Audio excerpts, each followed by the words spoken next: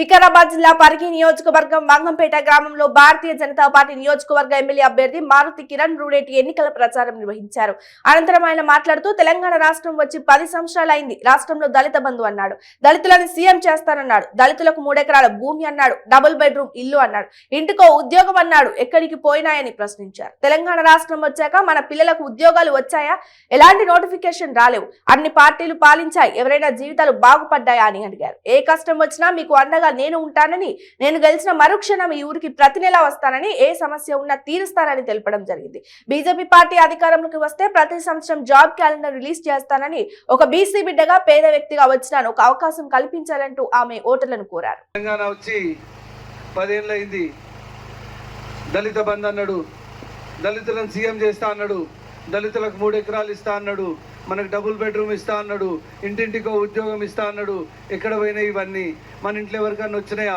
మన పిల్లలకి ఎవరికైనా ఉద్యోగాలు వచ్చినాయా? మనకి ఇక్కడ ఎవరికైనా 3 ఎకరాలు పొలం ఇచ్చిండా?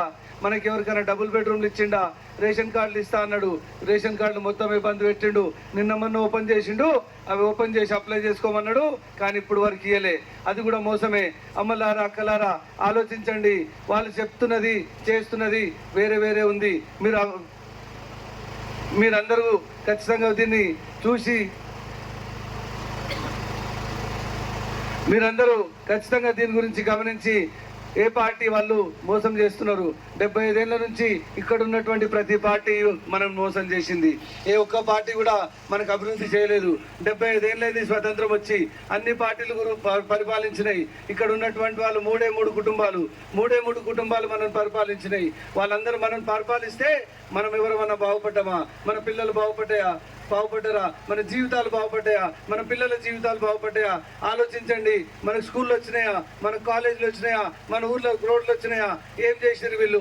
75 ఏళ్లలో మనం ఏం చేశారు? ఒక బీసీని కానీ, ఒక ఎస్సీని కానీ, ఎస్టీని కానీ ఏ ఒక్కరు కూడా ఎమ్మెల్యేలు కూడా చేయలేదు, అవకాశం ఇవ్వలేదు. ఎందుకంటే 80-85% ఉన్నటువంటి ఈ వర్గానికి ఇస్తే వాళ్ళు ఎక్కడ కూడా మళ్ళీ ఇబ్బంది పడి మళ్ళీ మనం వాళ్ళ ఇళ్లకు దొరాని బాంచన్ నువ్వు నాకు పని చేసి పెట్టమని చెప్పి వాళ్ళ ఇంట్లో బయట కూసోమని చెప్పి ఆలోచన చేసి మనకి ఎవరికి కూడా ఏ ఒక్క పదవి కూడా రాకుండా చేశారు. మొట్టమొదటిసారిగా భారతీయ జనతా పార్టీ ఒక బీజేపీ, బీసీ, ఎస్సీ, ఎస్టీ వర్గాలకు చెందినటువంటి అభ్యర్థిగా నాకు ఒక పేద బిడ్డగా, ఒక పేద రైతు బిడ్డగా నాకు అవకాశం ఇచ్చింది. అమ్మలారా అక్కలారా ఆలోచించండి. మీ అందరి కోసం నన్ను భారతీయ జనతా పార్టీ ఒక బీజేపీ, బీసీ, ఎస్సీ, ఎస్టీ వర్గాలకు చెందినటువంటి అభ్యర్థిగా నాకు ఒక పేద బిడ్డగా, ఒక పేద రైతు బిడ్డగా నాకు అవకాశం ఇచ్చింది. అమ్మలారా అక్కలారా ఆలోచించండి.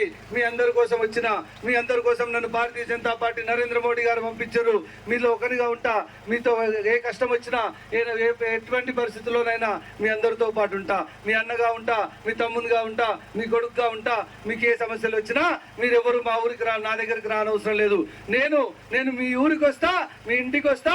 అమ్మ అక్క అన్న మీకేం సమస్య వచ్చిందో చెప్పు, నేను తీరుస్తా అని చెప్తున్నా. అమ్మలారా అక్కలారా గెలిచినాక మళ్ళీ రాకుండా పోతారు. నా కొడుకులు ఏ ఒక్కడు కూడా ఇన్నేళ్ళల్లా గెలిచినాక మళ్ళీ తిరిగి రాలే. నేను మాటిస్తున్నా, ప్రతి నెల గెలిచిన మరుక్షణం ప్రతి నెల ఈ ఊరికి ప్రతి నెల వస్తా. ఇక్కడ ఏం సమస్యలున్నా ఇక్కడే తీరుస్తా. అమ్మలారా అక్కలారా నాకు తెలుసు, మన పిల్లలను చదువుకున్నా కానీ, తెలంగాణ వచ్చినా కానీ ఇప్పటి వరకు ఉద్యోగాలు రాలే. ఏ ఇంట్లో కూడా ఉద్యోగాలు రాలే. ఎవరికైనా వచ్చినాయి ఆలోచించండి. మన పిల్లలకు ఉద్యోగాలు వచ్చినాయి ఆలోచించండి. ఇప్పటి వరకు ఏ ఒక్కరు కూడా ఉద్యోగాలు ఇవ్వలే, నోటిఫికేషన్లు ఇవ్వలే. ఇచ్చిన నోటిఫికేషన్లు క్యాన్సిల్ అయినాయి, పెట్టిన పరీక్షలు క్యాన్సిల్ అయినాయి. ఎందుకు క్యాన్సిల్ అయినాయి అంటే ఈ దొంగ నా కొడుకులు మన పిల్లలు రాసినటువంటి పరీక్షా పత్రాలు అమ్ముకున్నారు. అమ్మలారా అక్కలారా వాళ్ళు అమ్ముకునేది ప్రశ్న పత్రాలు కాదు, మన జీవితాలు, మన పిల్లల జీవితాలు, మన కుటుంబాల జీవితాలను అమ్ముకుంటున్నారు ఈ దొంగనా కొడుకులు. మేము భారతీయ జనతా పార్టీగా మీకు మాటిస్తున్నా, మేము ప్రభుత్వంలోకి రాగానే వెంటనే ప్రతి సంవత్సరం ఒక జాబ్ క్యాలెండర్ రిలీజ్ చేసి ఏమేం జాబ్లు ఇస్తాము, ఏ వర్గాలకు జాబ్లు ఇస్తామని చెప్పి ప్రతి సంవత్సరం చెప్తామని చెప్పి మీ అందరికీ మాటిస్తున్నా.